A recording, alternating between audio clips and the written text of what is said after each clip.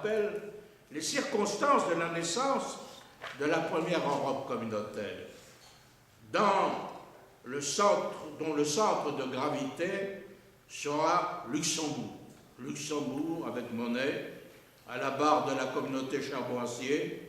au début des années 50. Et comment cette petite Europe naissante, 10 pays dont la France et l'Allemagne fédérale, donc une Allemagne partielle, ont été les éléments fondateurs, faillit disparaître avec l'échec très vite du projet de communauté européenne de défense et des premiers projets de communauté européenne politique des années 50. Et donc,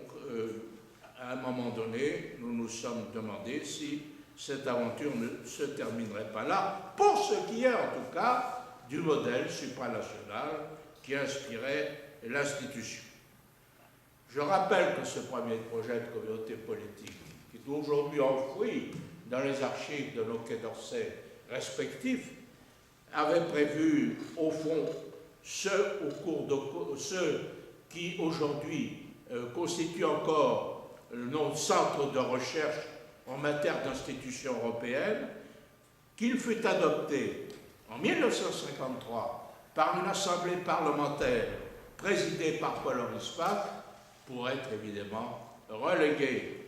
dans les oubliettes par les gouvernements. On eut à la place de la communauté de défense et de la communauté politique l'Union de l'Europe occidentale, l'UEO, qui aujourd'hui n'existe plus pratiquement, sauf quelques éléments qui ont subsisté. Cette UEO, c'était une sorte de substitut imaginé par Pierre Mendès France et par le gouvernement britannique de l'époque pour réparer les dégâts consécutifs à l'échec de la communauté européenne de défense. Le rêve d'une communauté politique donc fut remis à des temps meilleurs, mais la surprise a été que la petite Europe communautaire a tenu bon. Maintenant, le lien qui s'était noué le 9 mai 50 à l'appel de Schuman, car dès 1955, elle va rebondir avec succès dans le même groupe de pays, la petite Europe, 160 millions d'habitants, sur le plan économique et sur celui de l'énergie nucléaire, à la suite d'une conférence des 6 États membres tenue à Messine, puis confirmée dans ses résultats par les traités de Rome de mars 1957, suivis après leur ratification de l'installation à Bruxelles en 1958 de ce qu'on appelait le marché commun, comme on le disait familièrement, et de l'Euratom, c'est-à-dire d'une communauté européenne de l'énergie atomique. Monet, autre magicien de l'histoire, avait réussi à implanter durablement le concept d'Europe communautaire des 6 États fondateurs avec leurs 160 millions d'habitants de l'origine. Nous en sommes aujourd'hui à 27 États membres de l'Union européenne et près d'un demi-milliard d'habitants. L'Europe, selon De Gaulle, fait ensuite l'objet d'un nouveau chapitre qui montre à quel point, parfois, l'histoire peut être retorse. Personnage souvent charismatique, mais en tout cas sarcastique, le général se gaussait des grandes formules, des formules communautaires. Souvenons-nous, pour ceux qui l'ont vécu, de ces phrases sur le mini-mélo de charbon et d'acier et d'autres formules du même genre. Eh bien, De Gaulle, rappelé au pouvoir en 1958, à la suite des événements d'Algérie, est devenu l'incarnation sourcilleuse d'une 5e République française et en vint à préférer à l'usage, en quelque sorte, du pouvoir et contre ses opinions originelles, car c'était un souverainiste, cette communauté économique européenne à la zone de libre-échange que voulaient imposer les Britanniques, défendant en quelque sorte bec et ongles une politique agricole commune qui correspondait si bien